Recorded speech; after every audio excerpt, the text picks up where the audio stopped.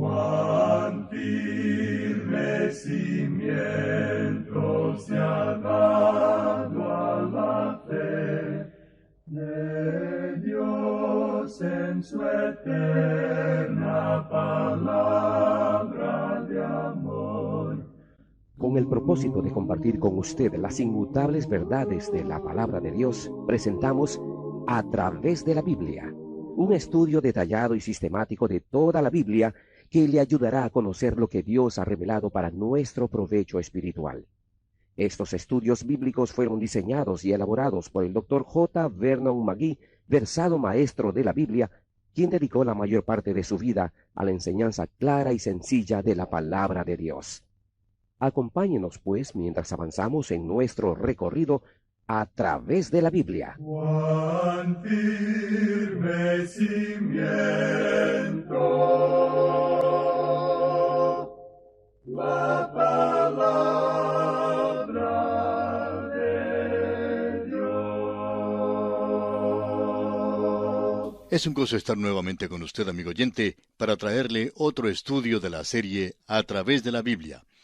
Llegamos hoy, amigo oyente, al 7º capítulo del libro de Nehemías. Y espero que usted tenga su Biblia abierta y que también tenga sus notas y bosquejos. Si no los tiene, escríbanos solicitándolos y con todo gusto se los enviaremos gratuitamente. Bien, hoy vamos a entrar a una genealogía. Posiblemente no parezca algo muy interesante, pero creemos que es tan inspirado como lo es el versículo 16 del capítulo 3 de Juan. Y no decimos que sea tan importante porque no creemos que lo sea, por lo menos para nosotros, pero es de suma importancia para Dios. Ahora, al entrar en este capítulo 7, vemos que los muros de Jerusalén han sido reedificados, como mencionamos en nuestro programa anterior. Y vamos a ver que ellos comienzan ahora a proteger la ciudad. El templo ha sido reedificado y gran número de las casas también. Dentro de los muros todavía se está limpiando los escombros que allí había. Pero ahora es necesario proteger la ciudad porque el enemigo que había tratado de estorbar, de molestar la tarea de la reedificación de los muros, todavía es el enemigo y puede tratar de entrar y destruir la ciudad. Notemos ahora lo que dice aquí el versículo 1 de este capítulo 7 de Nehemías. Luego que el muro fue edificado y colocadas las puertas, y fueron señalados porteros y cantores y levitas. Ahora lo que ocurrió aquí fue esto. Todos estos fueron señalados, nombrados para la protección de la ciudad. Una forma necesaria de protección práctica de la ciudad y para la protección de la vida espiritual. Queremos que usted se dé cuenta de quiénes son aquellos que son llamados los porteros. La importancia de estos porteros era bastante grande, ya que ellos eran los guardias, ellos eran los que estaban al cuidado de los muros. Es decir, que ellos estaban alrededor de ese muro todo el día, observando, vigilando lo que ocurría afuera e informando a los que estaban adentro. Les informaban si se aproximaba algún enemigo o si había algún peligro afuera. Ellos estaban, pues, vigilando todo el día y toda la noche. Era un trabajo de 24 horas. Por tanto, eran personas que habían sido seleccionadas cuidadosamente. Pero vamos a ver que estas cosas no eran cumplidas como debieran cumplirse. Ellos no tenían que ser indiferentes a las personas que entraban y pasaban los muros de la ciudad. Aquí hay algo que deseamos mencionar y esperamos que no sea malentendido porque creemos que es algo que ha sido abusado en gran manera. Se nos dice hoy que no tenemos que ser indiferentes con aquellos que llegan a nuestra reunión, a nuestra asamblea o comunión, porque no vamos a tener comunión con todos aquellos que profesan ser creyentes. Y quisiéramos que usted se dé cuenta de lo que Pablo dice allá en su primera carta a los Corintios, capítulo 5, versículo 11. Ya lo hemos observado antes, por tanto lo vamos a usar nada más para recordar algunos aspectos. Dice el apóstol Pablo, «Más bien os escribí que no os juntéis con ninguno que, llamándose hermano, fuere fornicario, o avaro, o idólatra, o maldiciente, o borracho, o ladrón. Con el tal ni aun comáis». Debemos decir que esto es un poquito diferente en el día actual. Nosotros le estamos dando más importancia a la doctrina. Y hablando sinceramente, creemos que es algo muy importante que aquellos que niegan la infalibilidad de las Escrituras, así como la deidad de Jesucristo, no creemos que deberíamos hacerlos nuestros hermanos. Y ciertamente no podemos tener ninguna comunión con ellos en el verdadero sentido de la adoración. Pero el apóstol Pablo no está hablando aquí de la doctrina cuando él habla de aquel que fuere fornicario. ¿Qué podemos decir acerca del hombre o de la mujer en la iglesia que no trata con ese pecado que tiene en su propia vida? En nuestros días tenemos un nivel muy bajo. Enfatizamos la doctrina y eso es bueno. Pero, ¿qué podemos decir en cuanto a la moral? ¿Qué sobre la conducta? Eso es lo que Pablo enfatiza en el versículo que leímos y lo que en realidad es de mayor importancia. Ahora, otra cosa que él menciona aquí es la avaricia. ¿Qué podemos decir acerca de esa persona que ama más al dinero que a todo lo demás? ¿Qué podemos decir del hombre que no es honrado en sus negocios? ¿Podemos tener acaso comunión con él? Debemos decirle que esto es lo que estaba condenando Pablo. Nos preguntamos nosotros si no es que tenemos una idea un poco desequilibrada en la actualidad de todo esto. Se nos dice que Juan lo puso como principio de la doctrina. Y cuando uno lo toma desde esa posición, puede comprender que se refiere a todo lo relacionado con la verdad. Allá en la segunda epístola del apóstol Juan, versículos 10 y 11, él dice, Si alguno viene a vosotros y no trae esta doctrina, no lo recibáis en casa, ni le digáis bienvenido, porque el que le dice bienvenido participa en sus malas obras. La doctrina aquí es la totalidad de la verdad mantenida por los apóstoles. De eso es de lo que está hablando Juan. Encontramos grupos que no mantienen toda la doctrina, pero mantienen la infalibilidad de las Escrituras y estas otras cosas, es decir, la deidad de Cristo y el hecho de que Él murió por nuestros pecados, lo cual es muy importante. Ahora, ¿quiere esto decir entonces que no vamos a tener comunión con ellos? ¿Quiere eso decir que debemos juzgarlos? Por supuesto que no. Y esa es la dificultad que encontramos hoy. Pablo le dice al joven Timoteo en su segunda carta a este joven, capítulo 2, versículo 19, Pero el fundamento de Dios está firme, teniendo este sello, conoce el Señor a los que son suyos, y apártese de iniquidad todo aquel que invoca el nombre de Cristo. Ni usted ni yo lo sabemos, pero Dios sí lo sabe. Debemos tener mucho cuidado, eso es todo. Esa idea que tenemos hoy de querer juzgar a nuestros hermanos porque ellos no hacen las cosas de la manera que nosotros pensamos que se debería hacer, es algo que está fuera de todo esto, por supuesto, y está bien equivocado. Tenemos que entender que la comunión vale mucho para ser desperdiciada por mero sentimentalismo. Eso es lo que nosotros necesitamos reconocer. Y también por ganancia personal. Hay muchas personas que cierran sus ojos a lo que ocurre a su alrededor. Hay ciertos laicos que no quieren ver los pecados del ministerio, y los ministros que cierran sus ojos para no mirar los pecados del laico. Esto va directamente al grano, ¿no le parece? Él dice que no debemos cerrar nuestros ojos a estas cosas. Tenemos que romper nuestra comunión con ellos sobre estos asuntos. No debemos juzgarlos. ¿Quién nos ha llamado a nosotros para ser jueces? Lo que quiere decir es lo mismo que ocurre en muchos países, que la vigilancia continua es el precio que debemos pagar por tener libertad. Por tanto, debemos estar siempre listos. Así es que esta gente aquí tenía sus guardias sobre los muros. Ellos eran muy importantes. Ahora ellos también tenían a los cantores. Junto con los porteros se mencionan los cantores. Yo no estoy en ese grupo, se lo puedo asegurar. El espíritu de alabanza es el espíritu de poder. Y vamos a ver que Nehemías dice más adelante en el próximo capítulo, porque el gozo de Jehová es vuestra fuerza. Y el espíritu de alabanza es, por tanto, el espíritu de poder. Esto quiere decir que debemos ser un grupo de personas que nos estamos regocijando. Eso es algo que falta en nuestras iglesias, amigo oyente. Las iglesias en la actualidad no están formadas por un grupo de personas muy alegres. Sí, ya sabemos que ellas se ríen si uno les cuenta una historia alegre o un chiste y que disfrutan de un banquete, pero no disfrutan de un estudio bíblico. Usted debería estar donde nosotros estamos a veces para que se dé cuenta que hay algunos que disfrutan del estudio bíblico, pero hay otros que no. Es muy interesante notar quién no lo está disfrutando y por lo general son aquellas personas que son las hermanas débiles que en realidad están creando problemas en la iglesia. Ellos no disfrutan de este estudio bíblico. Ahora Pablo dice que la señal del creyente lleno del Espíritu es esta: No os embriaguéis con vino, en lo cual hay disolución, antes bien sed llenos del Espíritu, hablando entre vosotros con salmos, con himnos y cánticos espirituales, cantando y alabando al Señor en vuestros corazones. Y queremos que usted note esto de hablando entre vosotros con salmos. Pues bien, Yo puedo hablar, pero no puedo cantar. Pero uno canta en su corazón, amigo oyente. Si usted encuentra algo de música en mí, bueno, todavía está dentro de mí, nunca ha salido. Creemos que aún está en mi corazón. Mi corazón canta a veces. Yo quiero que usted sepa eso. Me gustaría cantar, eso es algo que quisiera hacer, pero lamentablemente no sé hacerlo bien. Ahora, salmos dice aquí, y eso quiere decir alabanza. Quiere decir cuán dulce es el nombre de Jesús. Himno quiere decir las perfecciones atribuidas a la deidad. Santo, santo, santo es el Señor de los ejércitos. Amigo oyente, eso es algo verdaderamente maravilloso y es lo que da gozo a cada una de nuestras vidas.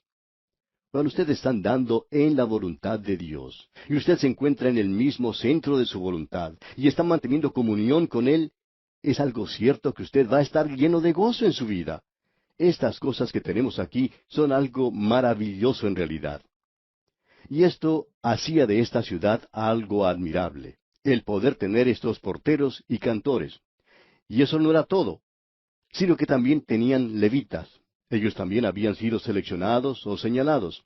Ellos eran los ministros de la religión. Dios llama a los que le van a servir. El escritor del libro de los Proverbios dice en el capítulo 18, versículo 16, la dádiva del hombre le ensancha el camino y le lleva delante de los grandes. Esta es una gran verdad. Si Dios lo ha llamado a usted a que sea un ministro, un siervo, Él preparará un lugar para usted. Él le dará el lugar donde puede servirle mejor, y eso creemos es la verdadera prueba. Notemos ahora que en el versículo 2 de este capítulo 7 de Nehemías, él dice, mandé a mi hermano Hanani. Cuando él está diciendo aquí mi hermano, probablemente no quería decir que es hermano de sangre.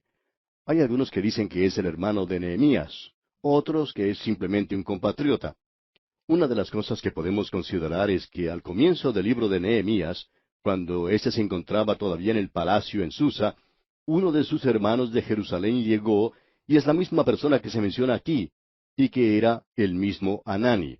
Él fue quien le trajo el informe a Nehemías, y es uno de los líderes, aparentemente, y ahora en Jerusalén se encuentra realizando algunos negocios del reino.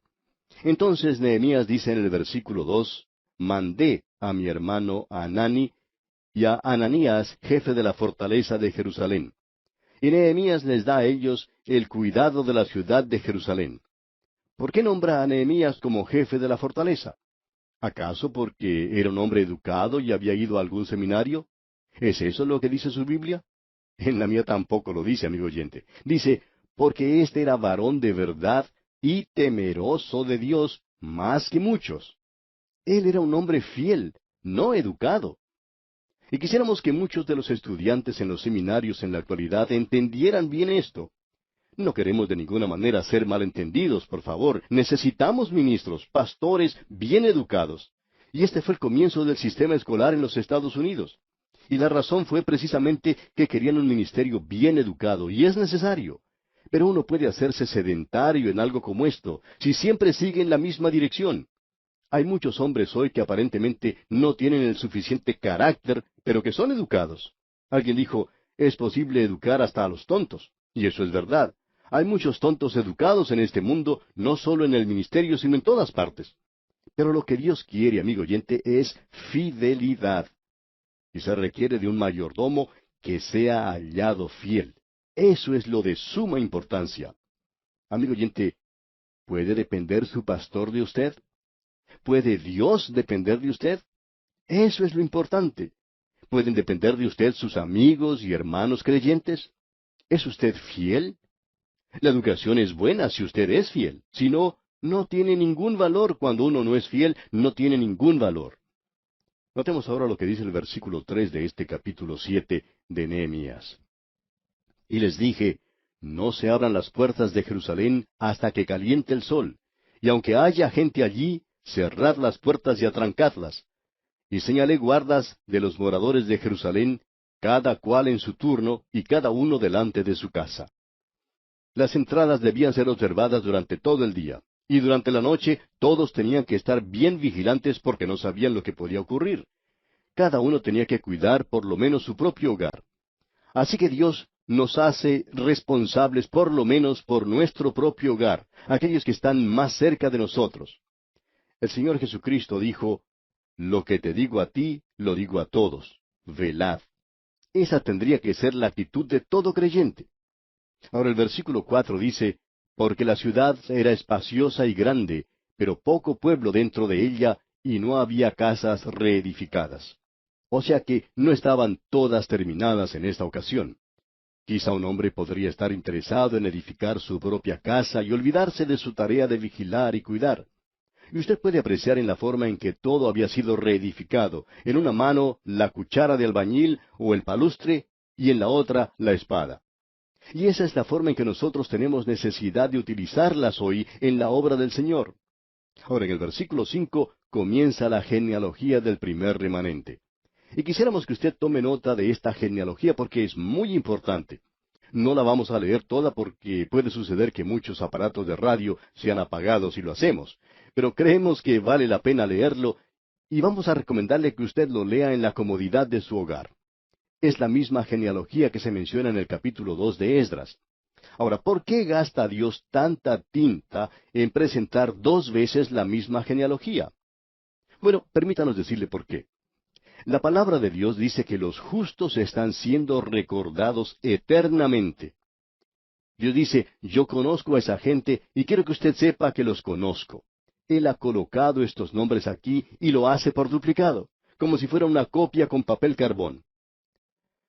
Se nos cuenta que en algunas oficinas del gobierno en ocasiones se hace hasta 15 copias de papel carbón de las cosas que se escriben. Y bueno, Dios hace prácticamente lo mismo. Él lo presenta esto una vez y lo vuelve a presentar dos veces. Él dice, quizás esto no le parezca interesante, pero para mí lo es.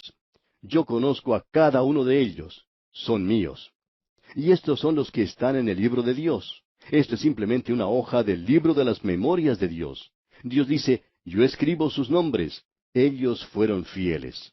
Estos son los que han sido hallados fieles a Dios.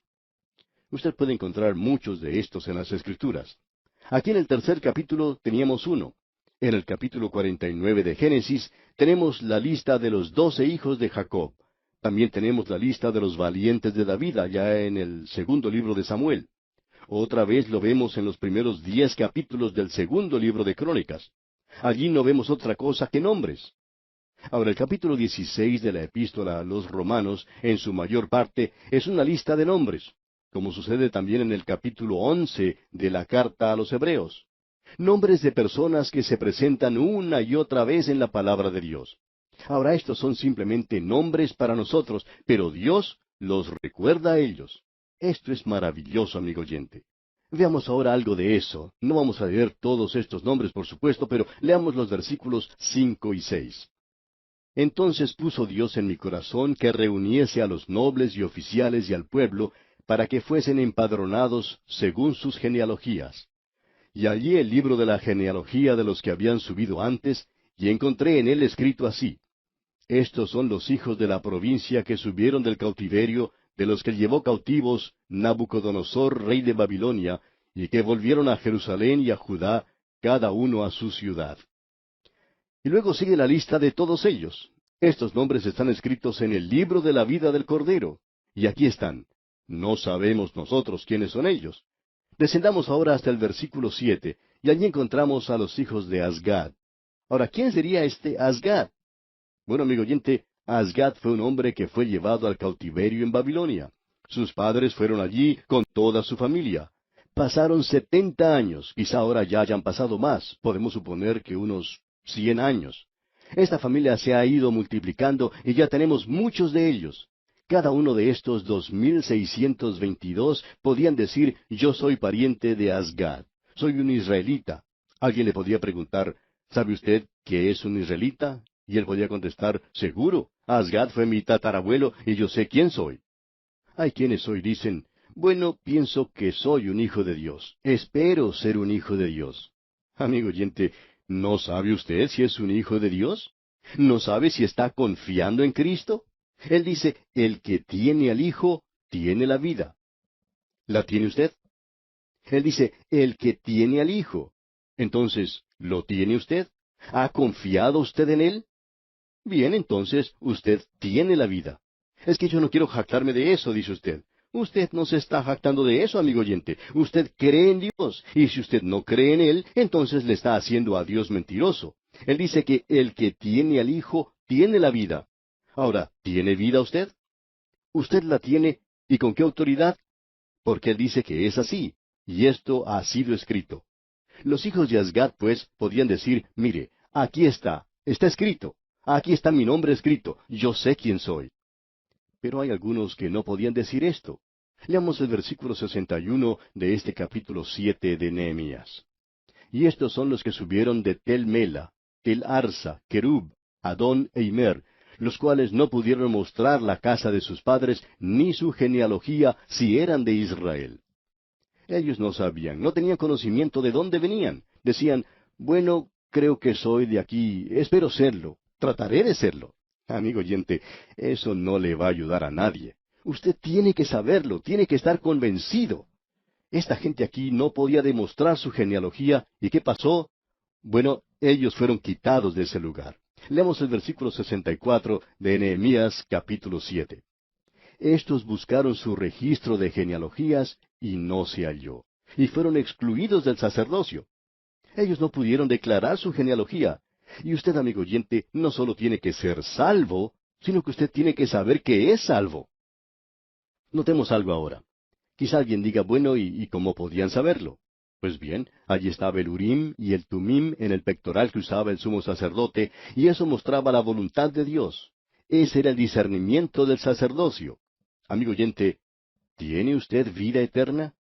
Pues bien, amigo oyente, usted va a la palabra de Dios y se entera de esto, porque esto es importante.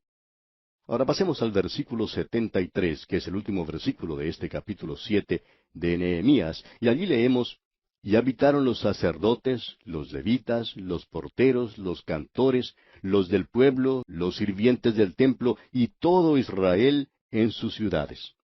Ellos regresaban ahora a sus propias ciudades.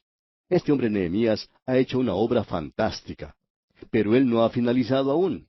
Vamos a entrar al capítulo 8 para tener una de las lecturas bíblicas más interesantes de las que puede haber oído. Vamos a estudiar ese capítulo en nuestro próximo programa y esperamos que usted nos acompañe. Este es uno de los grandes capítulos de la Biblia y es un capítulo que trajo avivamiento a ese país.